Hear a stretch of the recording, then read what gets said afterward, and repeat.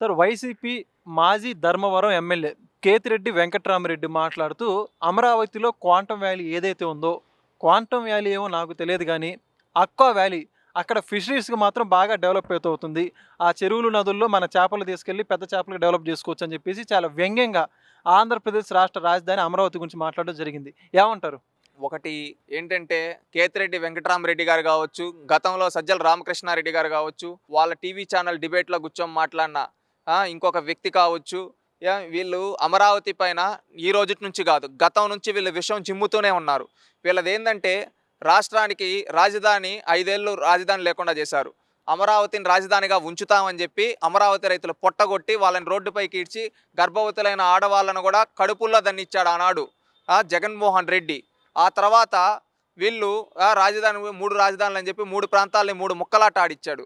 ఈరోజు అమరావతి ఒక క్రెడిబిలిటీతో, ఒక బ్రాండ్ ఇమేజ్తో బిల్డ్ అవుతూ ఉంటే వీళ్ళు వైసీపీ నాయకులు ఎవరైతే ఉన్నారో ఈ కేతిరెడ్డి వెంకటరామరెడ్డి దాన్ని ఆక్వా అని చెప్పి, ఆక్వా వ్యాలీ అని చెప్పి ఈ విధంగా ఏదో తక్కువ చేసి మాట్లాడుతూ ఉన్నాడు. గతంలో అక్కడ ఆ ప్రాంతానికి సంబంధించిన మహిళల్ని వేశ్యలు అని వాళ్ళ పార్టీకి సంబంధించిన ఒక వ్యక్తి అన్నాడు. అదేవిధంగా సంకర జాతి అని వాళ్ళ సజ్జల రామకృష్ణారెడ్డి అన్న. అంటే వీళ్ళు ఆంధ్రప్రదేశ్ రాష్ట్రంలో ఉండే ప్రజలందరూ కూడా గమనించాల్సింది ఒక్కటి, వీళ్ళు 5 ఏళ్ళు రాష్ట్రానికి రాజధాని నిర్మించకపోగా అధోగతి పాలు చేసి వెళ్ళిపోయి ఈరోజు రాజధాని నిర్మాణం అవుతూ ఉంటే దానిపైన ఇంకా వీళ్ళు బురద జల్లుతున్నారంటే వీళ్ళు చల్లేది ఏ ఒక ప్రాంతం పైనో, ఏ ఒక వ్యక్తి పైనో కాదు, రాష్ట్రం పైన, రాష్ట్ర ప్రజల పైన.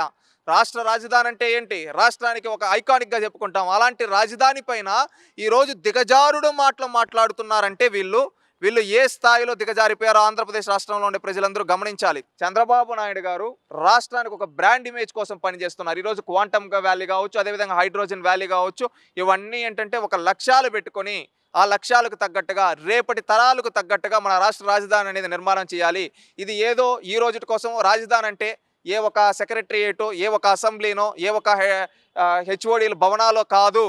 రాజధాని అంటే ఆంధ్ర రాష్ట్రంలో ఉండే ప్రజలందరికీ ఒక రాజసంగా చెప్పుకునే విధంగా ఉండాలి. ఆ విధంగా తయారవ్వాలంటే ప్రపంచం మన వైపు చూసే విధంగా మనం తయారు చేయాలి. మన వాళ్ళు ఎక్కడికి వెళ్ళినా గర్వంగా నా రాజధాని అమరావతి అని చెప్పుకునే విధంగా బ్రాండ్ ఇమేజ్ బిల్డ్ చేస్తూ ఈరోజు ఒక క్వాంటమ్ వ్యాలీ, భారతదేశం మొత్తం మీద ఈరోజు క్వాంటమ్ వ్యాలీకి సంబంధించి ఒక కమిటీ వేస్తే దాన్ని ఫస్ట్ ఎక్కడ పెడతారంటే ఆంధ్రప్రదేశ్లో పెడతాం. మనం ఇనిషియేట్ తీసుకొని చేస్తుంటే సెంట్రల్ గవర్నమెంట్ సపోర్ట్ ఇస్తూ, ఇదే విధంగా దీనికి క్వాంటమ్ వ్యాలీకి సపోర్ట్ ఇచ్చేదే తెలుసా?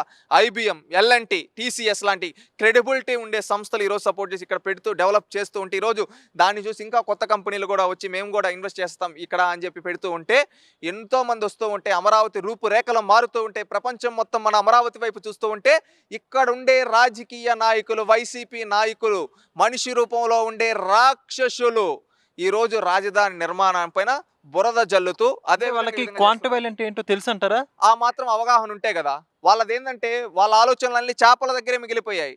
గతంలో జగన్మోహన్ రెడ్డి గారిని ముఖ్యమంత్రిని చేసి ఐటీ ఉద్యోగాలు ఇవ్వయ్యా అంటే ఆయన ఏమన్నాడు? చేపలు, రొయ్యలు చాలా బాగుంటాయి, పులివెందలకి ఇక్కడ ఉంటాయని ఊహించలేదని ఎకిల్ నవ్వులనవి చెప్పాడు. ఆయన మైండ్ సెట్ ఏంటి? ఐటీ ఉద్యోగాలు కలిపివంటే చేపలు పట్టుకోరా అంటారు. ఈ బడా నాయకుడు అలా ఉండే అప్పుడు చోట నాయకులు కూడా అలాగే ఉంటారుగా. అలాగే ఈ చోటా నాయకులు కేతిరెడ్డి వెంకటరామరెడ్డి కూడా చేపలు అని ఆగిపోయాడు. ఈయన చేపలు అంటే ఆఖరికి నువ్వు ఆ చేపలను కూడా బ్రతకనివ్వలేదయ్యా. ఎందుకో చెప్పమంటావా? నువ్వు నీ నియోజకవర్గంలో చెరువుని కబ్జా చేసి వాన పడినప్పుడు నీళ్ళు వస్తే అక్కడ ఆ నీళ్ళల్లో చేపలు ఉంటాయి. అవునా కాదా? అలాంటి చేపలను కూడా మింగేసిన తిమింగలానివి నువ్వు. చేపలు కూడా చెరువుని కబ్జా చేసిన తిమింగలం కదా ఈయన. అదే నీ చరిత్ర. అంటే ఇప్పుడు ఆయన ఆక్రమించుకున్న చెరువు ఆయనకు అమరావతిలో ఉంటుందని ఊహించుకుంటున్నారంటారా? ఏమో ఆయన మానసిక పరిస్థితి ఆ విధంగా ఉందనుకుంటుండా.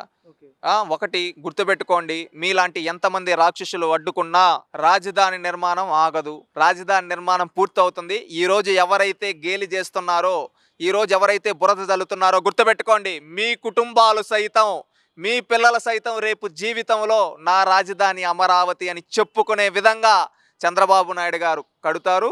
అదేవిధంగా గుర్తుపెట్టుకోండి, క్వాంటమ్ వ్యాలీ కావచ్చు, హైడ్రోజన్ వ్యాలీ కావచ్చు, ఈరోజు ఒక ప్రపంచ స్టాండర్డ్స్లో ఈరోజు అమరావతి నిర్మాణం జరుగుతూ ఉంది.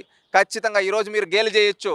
గేలి చేస్తే ఈరోజు మాట్లాడితే 1 సంవత్సరం 3 సంవత్సరాలు మాట్లాడతావు, నిర్మాణం పూర్తయి ప్రపంచ ప్రసిద్ధి కంపెనీలు అమరావతికి వచ్చి ఇక్కడ పెట్టుబడులు పెట్టి అమరావతి పేరు ప్రపంచవ్యాప్తం అయినప్పుడు నువ్వు కూడా రేపు పక్క రాష్ట్రంకి వెళ్తే నా రాజధాని అమరావతి, నాది ఆంధ్ర రాష్ట్రం అని చెప్పుకునే విధంగా మీరు కూడా నా రాజధాని అమరావతిని కాలర్ ఎగరేసుకొని తిరిగే విధంగా చంద్రబాబు నాయుడు గారు, కూటమి ప్రభుత్వం తయారు చేయబోతుంది. గుర్తుపెట్టుకోండి కేతిరెడ్డి వెంకటరామరెడ్డి గారు. కొన్ని ఉదాహరణలు, ఒకప్పుడు హైదరాబాద్లో హైటెక్ సిటీ నిర్మాణం చేస్తుంటే, సైబరాబాద్ నిర్మాణం చేస్తుంటే ఆనాడు కాంగ్రెస్ పార్టీ నాయకులు ఏమన్నారు తెలుసా? గుడ్లు పెడతాయా, కూడు పెడతాయా, కూడ కడతాయా అని చెప్పి రాజశేఖర్ రెడ్డి కాడ నుంచి అందరూ గేలి చేశారు.